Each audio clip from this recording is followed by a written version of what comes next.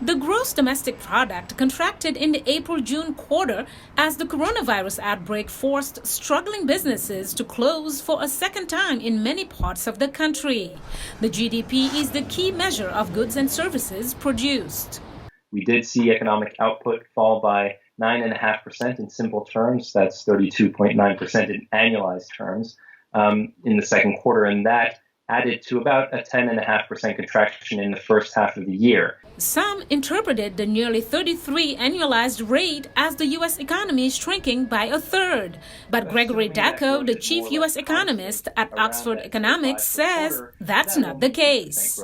The problem is that when you're in a recession, you get these steep drops in activity, and then you multiply them by 4. But the assumption that you're going to carry these losses again and again over quarter and quarter does not really make much sense. So it's much more useful to talk about simple rate changes in the context of the global coronavirus recession and understand that the U.S. economy as of the second quarter was about 10% smaller than it was pre-COVID.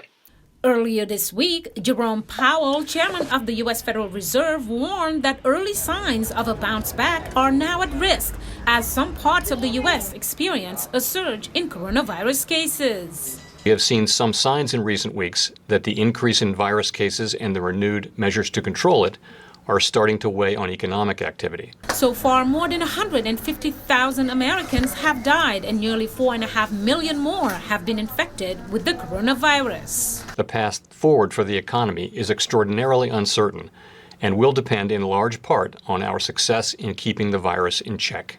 Dacko echoed the concern. There are risks that with a renewed spread of the virus and with the lack of passage of urgent fiscal aid, people might start pulling back on spending once again, and that could lead to a double-dip type of recession.